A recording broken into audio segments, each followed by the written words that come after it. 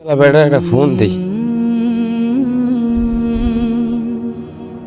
Hello, আসসালামু আলাইকুম। ওয়ালাইকুম সালাম। ভাই কি খবর? ওই 15 দিন হয়ে গেল, ফর্ম খেলা দিলাম, জমা দিলাম, টাকা দিলেন না। হ্যাঁ, আরে ভাই বোঝেন না, আমার ভাগিদার লোকেরা হারায় টাকা গোছায় লাইছে, গরু কোরবানি দিব লেগা, বুঝেন না? কবে দিবেন? আমি তো কইলাম ভাই আমি কোরবানি দিন, এখন টাকাটা ঘুরান কেলে ভাই? আমি বুঝাই কইলাম না ভাই। ভাই দেন, আমার ভাগিদার যারা আরো আছে এরা সব টাকা গুছাই লাইতেছে, না আমারে কইছে অমুক দিন বাজারে যাইবে, কারণ আমি যদি টাকা গুছ করে না দিতে পারি তাহলে তো আমি এবার কোরবানি দিতে পারবো না ভাই। দেন ভাই, আমার মন খুলে, একটা মানুষের সবাই এটা আশা থাকে, বুঝছেন? আমার আশাটা আমার পূর্ণ করেন। আমি যদি এটা না দেন তাহলে আমি আগে এবছর কোরবানি দিতে পারবো না। আমার ভাগিদাররা হেরা লইবেন না, হ্যাঁ দ্বারা আমি কালার নিয়ে দেন, বুঝছেন? হ কবে দিবেন? সোমবার ভাই, মিস করেন না ভাই। সোমবার যদি না দেন তাহলে আমার কোরবানি দিতে পারবো না, বুঝলেন? কি কন? তাহলে বলেন, আমি সোমবার দিন আমি বিকালে টাকাটা দিয়া দিন, আমি গরু কিনতে। মিরাজ কাকু না? মিরাজ কাকু দিবেন না? গরু বাছুর কিনুম না, প্রথমে তো বাজার প্রথম দিই তো কিনা না, তুমি দেখো না। আরে ভাই, আইজো কইছি কিস্তিতে ফরেন ক্লাব জমা দিছি, 15 দিন হয়ে গেছে, বুঝছো? খালি অমুক দিন দিব এরকম করতে করতে দেরি হইতে আছে। সমস্যা নাই, তুমি চিন্তা করো না। এই সামনের সোমবার আছে না, এই সোমবার দিন টাকা দিব। একালে সবাই বাজারে যাইয়া ভালো দেখে গরু কিনে আনবো, বুঝছো? বুঝছি তো। প্রত্যেক বছরই তোমার দেরি হয়, আগে বারে গরুরা কিনা না তুলে ভালো হয় না? হে তো ভালো হয়, কিন্তু মনটাই তো ম্যানেজ করতে জানো। মানে হলো, চিন্তা করো না, সোমবার দিনে তা আমার কিস্তি বেড়া টাকা দিব, এই টাকা দিয়ে বড় একটা গরু কিনে আন, বুঝো?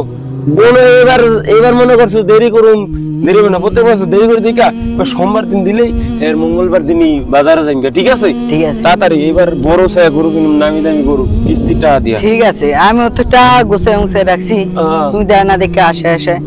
আমরা কয়জন ভাগিদার? 27 দিন কি হয় এখন না, প্রত্যেক বছর তো আমার তো গরু নেই, আমার গরু ভালো সালো গরু বেছেন, আমরা এবার আইসি নামের দ্বারে গরু নিতে। মানে এই গরু তো দেখলাম, দেখছো গরু কত দাম? 1.5 লাখ। 1.5 লাখ? এই গরু 1.5 লাখটা বেশি করে নিলেন না? দেন আইন একটু ভালো আনেন, একটু দাম কই হয় না? দাম আমরা দেখলাম, আবার একটু দেখি। আর দাম লাগবে না, এই দাম। শোনেন, এই গরু যাই হোক 80,000 টাকা দিয়ে দিই। না না না না কন কত দিলে ছাড়বেন? ওই দাম নিতে হইলে 80,000 পারবেন না? 500 কম দিব। 500 কম দিতাম না। আমি শোনেন, আমার ওই দামও বাদ, এই দামও বাদ। আমার গরু পাইবেন হইলো 1 লাখ টাকা দিম, 1 লাখ টাকা, কোনো খাজনা লাগবো না। বাজার নিলে খাজনা লাগবো, বুঝেন? বিলে তো নেই, 1 লাখ টাকা দিম গরু, বুঝলেন? আগেই কিনতাম, কিস্তি আমার ঘুরাইছে, কিস্তি আমার কালকে দিছে, আইসি। আমার গরু যদি দেন কিস্তি টাকা দিয়ে গরু কিনতে কিস্তি গরু কিনবো, কুরবানি হইব? হইব না, এরা কইব না, কিস্তিটা কোরবানি হইব না, এটা কইছে। আমি কে হুজুর? হুজুররা কইলে বুঝতাম যে হুজুররাই তো কয় টাকা দিয়া আনতাছি, আবার কোরবানি হইব না কেমন? কিস্তি লাগবে, টাকা গরু কিনলে এতে কুরবানি হইব না, কোরবানি হইব না, বুঝছেন? মানে কিস্তি টাকা আমি দিম, আমার কোরবানি হইব না, আমি গরিবের তো গোস্ত দিম। হুজুরটা জিজ্ঞাসা দাও, হুজুরটা জিজ্ঞাসা দেখতাম, ভাই কি কন? এটা আমার টাকা না, আমি দিম না। আমি 1 লাখ টাকা গরু দিবেন? ওই মশলা বাদ দেন, যদি আমি পারেন তোমার কুরবানি হইব না, দিন দিলাম নাইলে গরু 1 লাখ টাকা দিলাম, তোমার কুরবানি হইব? তুই জিজ্ঞাসা ভালো করিয়া। মানে আমি হেরা বোঝেন না, আমের গরু আমার দরকার টাকা, আমি ওই মশলা লই আইছেন, আমি গরু আমার দ্বারা বেচা লাগবেন, তা 1 লাখ দিয়ে দিন, বুঝছেন? যদি দেন তাহলে কোয়েন তাই জায়গা মানে কিস্তিটা দিয়া কোরবানি দিবি, কোরবানি বলে হইব না? হ্যাঁ গেটা কইছে কোরবানি হইব না, আমি কষ্ট করে টাকা দিম না? হ্যাঁ মাইসে একটা কথা কয় বুঝো মিরাজ কাকু, মুরব্বী দিন কইলো সমিতির টাকা দেয়া বলে কোরবানি হইব না, আমার তো বাবু সন্দেহ সন্দেহ লাগে। তুমি শেয়ারের কথা বলো, সন্দেহ সন্দেহ লাগে, তুমি সন্দেহের কথা কও নে ওই বেটা করলে তুমি কি পাগল হয়ে গেছো নাকি? হুজুরের কত কয় মিলাদ পড়ান যাবে না, এটা পড়ান যাবে না, মিলাদ ছাড়া দোকান করো, এটা করো এটা করো। আমি কিস্তিটা গরু কিনবো, এটা আমার টাকা আমি দিব। হুজুর হুজুর তো জিগে এলো, হুজুর তোরা জিগাম কি, হুজুর তোরা জিগাম কি, এত আমি মশলা ভালো জানি। ওই মুরব্বী দিন কইলো, মুরব্বী দিন কইছে সমিতির টাকা দেয়া বলে কিস্তি। বড় লোক আমি তো গরিব, গরিব দেখলে কি কিনতারি বড় গরু।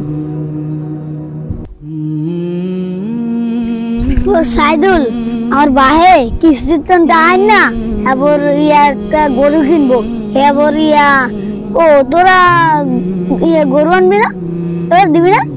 না তোরা না দিতে হলে এদিকে একটা ছাগল আছে না, ছাগল কিন না, এবার বাড়িতে যায় জবা দিয়া সবাই খাওয়াবি। তোরা কিনলে কিনতে পারছ না, তোর ভাই দেই এনগো দেই কিছু রঞ্জা দেই, তার লাট আছে মানে কিছু খেলছে বলছে, তোর ভাই তো খেল না, আমি জানি। বাপু আমার ভাইয়ের অনেক দেনা আছে না, দেনা দিতে। আচ্ছা তখন ইয়া করিস না, ইয়া না দিতে হলে আমাকে বাড়তে পড়িস, ইয়া খাইতে আমাকে বাড়তে পড়িস। লন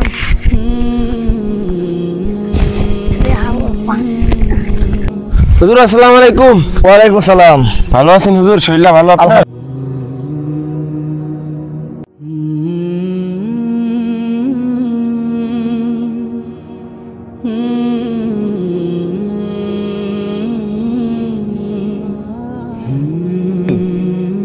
আসলে সমাজের ভিতরে এখনো অনেক লোক আছে কিছু জানে না। আপনি আসলে আলমদার থেকে শোনেন নাই, কোরবানি হলো তাদের জন্য যাদেরকে আল্লাহ আল্লাহ টাকা পয়সা দিছে। কথাটা বলেন, কোরবানি তো ফরজ না, কোরবানি ওয়াজিব। কোরবানি কি ওয়াজিব? কোরবানি ওয়াজিব। কোরবানি হলো তাদের জন্য যাদেরকে আল্লাহ তাআলা টাকা পয়সা দিছে। হুজুর এখন বিষয় হলো আপনি গরিব মানুষ, একটা গরিব মানুষ আর তার টাকা পয়সা নাই, সে যদি সুদ ধরবে, সুদ কিস্তি মানে কি সুদ নাকি, কিস্তির সুদ ধরবে যদি টাকা কেউ আনে, এটাই তো একটা পাপ, এটা তো একটা এক্সট্রা পাপ হয়। তা আমি এই এক্সট্রা পাপের টাকা দিয়া, এই সুদের টাকা যদি কেউ কোরবানি দেয়, কোরবানি তো কবুল হবেই না, বরং এদের সাথে যারা কোরবানি দিব এই আগে কোরবানি বরবাদ হয়ে দিব। হুজুর কি বলেন, এটা তো আমি ভাই দিই না। এজন্য আপনারা শোনেন, আপনি একটা লোকের কোরবানি দেওয়ার থাকে আমাদের দেওয়া জরুরি, কোরবানি থেকে সেটা ঋণ দেওয়া জরুরি। আপনি যদি সুদের টাকা উড়ান, কিস্তিতে টাকা উড়ান, এটা তো কোরবানিতে যায় না, এটা দুই টাকা ফায়দা হবে না। আপনি বরং যে টাকা দিয়ে আপনি দেনা ফেনা দেন, আপনার অনেকটা উপকার হবে, আপনার অনেক ভালো হবে। তা হুজুর আমি তো ভালো কথা কইছি না, আমি তো বুঝতে পারিনি হুজুর, নাহলে তো আমার এটা ডিয়ান্তরি গরু কিনি নেই, কিনা লাইলে তো অনেকটা লস হয়ে যেতাম। যাই হোক, আপনি টাকা উঠেছেন না, এই টাকাটা আপনি দেনা দিয়ে দেন, সবচেয়ে সুন্দর হবে। আমাদের সমাজে আমি একটা কথা প্রায় সময় বলি, আসলে কথা আল্লাহ মাফ করুক, আমাদের সমাজে যারা কোরবানি দেয়, আমার মনে হয় হাদিস কোরআন যদি দেখা হয়, তাহলে হাদিস কোরআন অনুযায়ী আমার মনে হয় 100 কোরবানির ভিতরে 5টা কোরবানি কবুল হতে কষ্ট হয়ে যাবে। কথাটা বলেন? বুঝি।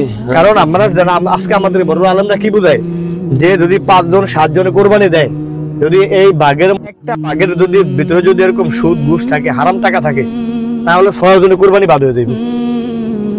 এখন আমি এই জন্য প্রায় সময় বলি যে যারা আজকে শেয়ারে ভাগে যারা আমরা কোরবানি দেই, আমরা যাচাই বাছাই করে কোরবানি দিব। প্রয়োজনে কি করব জানেন, আমরা ভাগে না গিয়ে আমরা ছাগল দিয়ে 1 লাখ কোরবানি দিব, তাহলে আমাদের কোরবানিটা আল্লাহর কাছে পারফেক্ট হবে। আল্লাহ তাআলা কিন্তু এই জন্য গোস্ত বা তারপরে গরু এগুলা কিন্তু আল্লাহর কাছে পৌঁছে না, রক্ত মাংস এগুলো আল্লাহর কাছে পৌঁছে, আল্লাহর কাছে পৌঁছে সহি শুদ্ধ কোরবানি, হালাল টাকার কোরবানি, সহি নিয়তের কোরবানি। ঠিক আছে, এই জন্য যাই হোক এই কাজ করতে যায় না, কোনো লাভ নাই, তার সাথে আপনি দেনা ফানা দেন, সবচেয়ে সুন্দর হবে।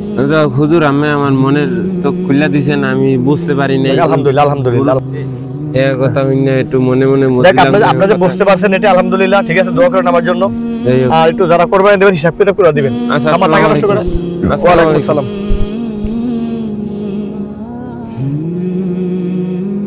আল্লাহ মাহফুজ, এই দুনিয়াতে এত আলেম ওলামা থাকে, এত সুন্দর কথাবার্তা আমাদেরকে বলে, তারপরও এই সমাজের মানুষ সুদের সাথে জড়িত, ঘুষের সাথে জড়িত, তারপর এই টাকাগুলা দিয়ে কোরবানি দেয়।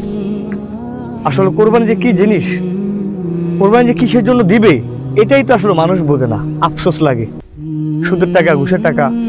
সাধারণ আমরা অনেক সময় শুনি যে কোনো মানুষের দিলে এটা যদি থাকে যে আমাকে মানুষ ভালো বলবে, মানুষ আমাকে বড় বলবে, যদি এই নিয়েতে যদি কেউ নেকের কাজ করে সেটাও ধ্বংস হয়ে যায়। কিন্তু তারপরে মানুষের আমাদের বুঝে আসে না। আল্লাহ তাআলা আমাদেরকে সহিভাবে আল্লাহর হুকুম, এই কোরবানি সবকিছু আল্লাহর হুকুম হাকাম মানা তৌফিক দান করুক, আমিন।